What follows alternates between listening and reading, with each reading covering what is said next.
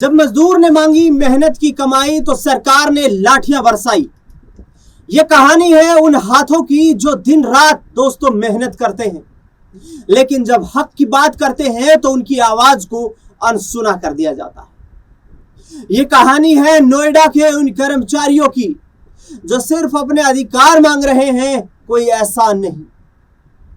सुबह से शाम तक, कभी धूप में कभी ठंड में, ये लोग मशीन नहीं इंसान हैं, जिनकी भी उम्मीदें हैं, जिनके सपने हैं, जिनके परिवार हैं। लेकिन जब उन्होंने अपनी मेहनत का सही मूल्य मांगा तो जवाब में मिला खामोशी, और जब सड़कों पर उतरे तो फिर उन्हें मिली लाठी।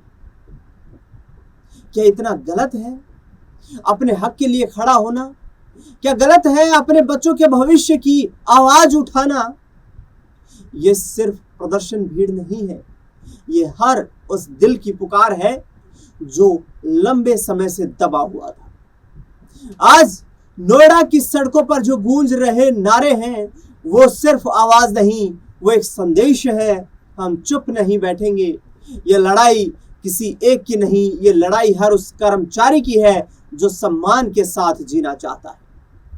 शायद आज उन्हें रोका जा रहा है, लेकिन कल उनकी यही आवाज बदलाव की एक कहानी लिखेगी, क्योंकि सच को दबाया जा सकता है, मिटाया नहीं जा सकता। ये सिर्फ प्रदर्शन नहीं है, ये हक की जंग है।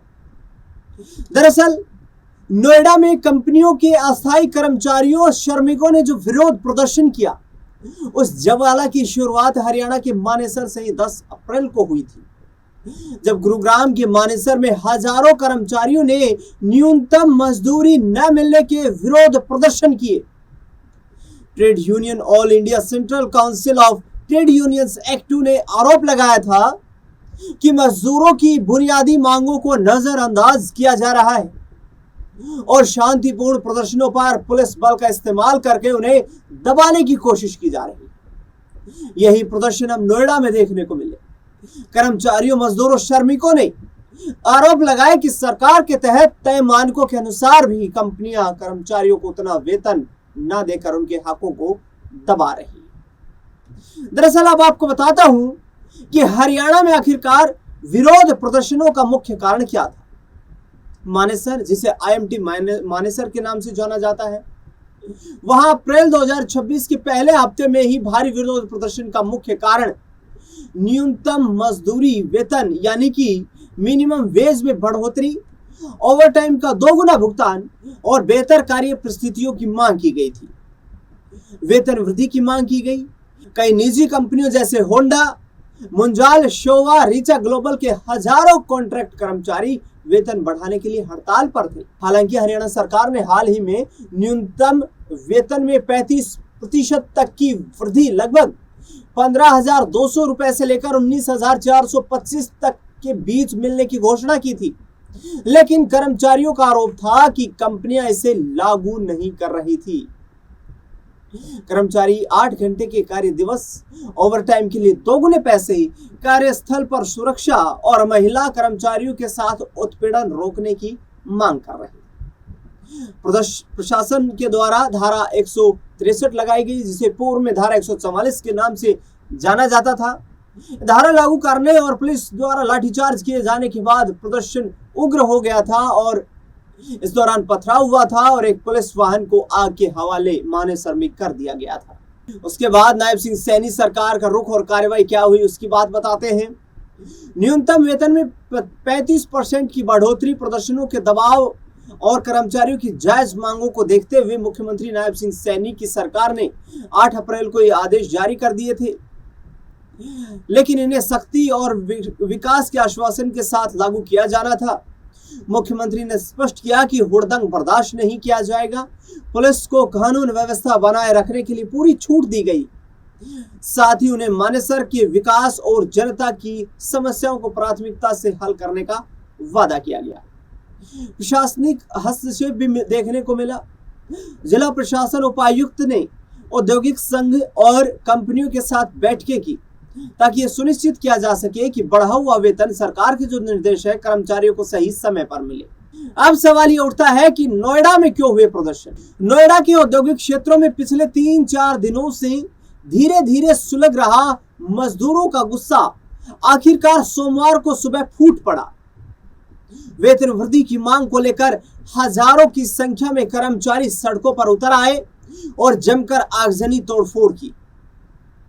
कर्मचारियों ने प्रदर्शन के कारण सेक्टर 62, फेज 2 और NH9 जैसे तमाम नोएडा के कई प्रमुख हिस्से बुरी तरह प्रभावित हुए और सड़कों पर लंबा जाम लग गया। प्रदर्शनकारियों ने न केवल सड़कों पर जाम किया बल्कि कई जगह वाहनों को के आगे लेटकर अपना विरोध प्रदर्शन किया। कंपनी के बाहर भी कर्मचारियों ने जमकर तोड़फोड़ और आगजनी की। इन्होंने पुलिस वाहनों को भी निशाना बनाया और कई वाहनों में जमकर तोड़फोड़ की, कुछ को आग के हवाले कर दिया। क्या है कर्मचारियों की मांगे? नोएडा में प्रदर्शन कर रहे कर्मचारियों ने उत्तर प्रदेश सरकार से मांग की है कि हरियाणा की तर्ज पर न्यूनतम वेतन का नया ढांचा लागू किया जाए। उनकी मांगों के अनुसार अकुशल कर्मचारियों को 15,200 रुपए प्रति माह, अर्ध कुशल श्रमिकों को 16,781 रुपए प्रति माह, कुशल श्रमिकों को 18,501 रुपए प्रति माह और हाईली स्किल यानी कि उच्च कुशल श्रमिकों कर्मचारियों को 19,426 रुपए प्रति माह वेतन दिया जाए। मजदूरों का कहना है कि इससे उन्हें सही मेहनताना मिलेगा और जीवन स्तर में सुधार देखने को मिलेगा। हंगामे के दौरान प्रदर्शनकारियों का कहना था कि उनके साथ लगातार नाइंसाफी हो रही। कंपनी 8 घंटे के लिए कम से कम 20,000 रुपए का वेतन जो है वो निर्धारित करे। एक प्रदर्शनकारी ने कहा कि महिलाओं के साथ पुलिस ने बदसलूकी की है, उन्हें डंडे व चैन से पीटा गया है। मेरे 12 साथी थाने में बंद भी कर दिए गए। श्रमिकों के मुद्दे पर सीएम योगी के कड़े निर्देश देखने को मिले हैं। सीएम योगी आदित्यनाथ ने श्रमिकों के मुद्दों को लेकर एक बैठक बुलाई और बैठक में श्रमिकों के हितों पर जोर देते हुए मुख्यमंत्री ने कहा कि हर कर्मचारी को सम्मानजनक मानदेय, सुरक्षित कार्य वातावरण और मूलभूत सुविधाएं सुनिश्चित की जाएं। उन्होंने औद्योगिक इकाइयों को श्रम कानूनों का पालन करने और कर्मचारियों की समस्याओं का समयबद्ध समाधान करने के निर्देश दिए। सीएम ने सभी औद्योगिक विकास प्राधिकरणों को अगले 24 घंटे के भीतर उद्योग संगठनों और इकाई प्रबंधन से सीधा संवाद स्थापित करने का आदेश दिया। श्रम विभाग को स्थानीय प्रशासन के साथ समन्वय बनाकर संवाद बनाए रखने को कहा गया। साथ ही श्रमिकों के नाम पर माहौल बिगाड़ने वाले तत्वों की पहचान कर सख्त कार्रवाई करने और औद्योगिक क्षेत्रों में सतर्कता बढ़ाने पर बल दिया गया। सीएम ने चेतावनी दी कि देश में मृत प्राय नक्सलवाद को पुनर्जीवित करने की साजिश से सावधान रहे और भड़काऊ गतिविधियों पर कड़ी नजर रखें। विपक्ष का सरकार पर तीखा निशाना। नोएडा में वेतन बढ़ाने के लिए उग्र हुए आंदोलन का कारण भाजपा की सरकार की वो एक तरफा नीति है जो पूंजीपतियों का पोषण करती है, लेकिन सामान्य काम करने वाले कर्मचारियों और वेतन भोगी श्रमिक मजदूरों का शोषण हो रहा है। भाजपाई चंदादाई पूंजीपतियों के एटीएम में तो पैसे भरते जा रहे हैं, लेकिन श्रमिकों मजदूरों के वेतन के लिए इनके एटीएम खाली है। बेहताशा महंगाई इस दौर में कम वेतन में घर चलाना मुश्किल है, ये एक परिवार वाला ही समझ सकता है। वेतन भोगी कहे आज का नहीं चाहिए भाजपा। दरअसल ये तमाम बातें जो है ये समाजवादी पार्टी के प्रमुख अखिलेश यादव के द्वारा कही गई है, सरकार पर निशाना साधते हुए। अब कितना मिलना चाहिए न्यूनतम वेतन, इसको लेकर भी मैं इस खास रिपोर्ट में आप तक जानकारी देता हूं। भारत में निजी कंपनियों के कर्मचारियों श्रमिकों को मिलने वाले वेतन में भिन्नताएं जरूर हैं, क्योंकि न्यूनतम वेतन का निर्धारण कर्मचारियों श्रमिकों की कार्य कुशलता और राज्य स्तर के आधार पर किया जाता है। भारत में 2026 के लिए अनुमानित न्यूनतम मजदूरी विवरण अकुशल और कुशल श्रमिकों के लिए कुछ इस प्रकार से है।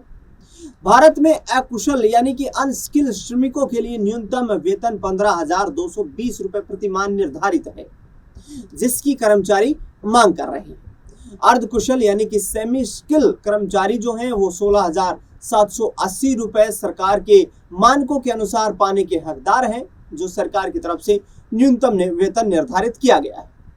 कुशल यानी कि स्किल श्रमिकों या कर्मचारियों की बात करें तो उन्हें 18,500 रुपए प्रति माह न्यूनतम वेतन सरकारों की तरफ से निर्धारित है, जबकि हाईली स्किल यानी कि उच्च कुशल श्रमिकों के लिए न्यूनतम वेतन 19,425 रुपए प्रति माह तय किया गया है।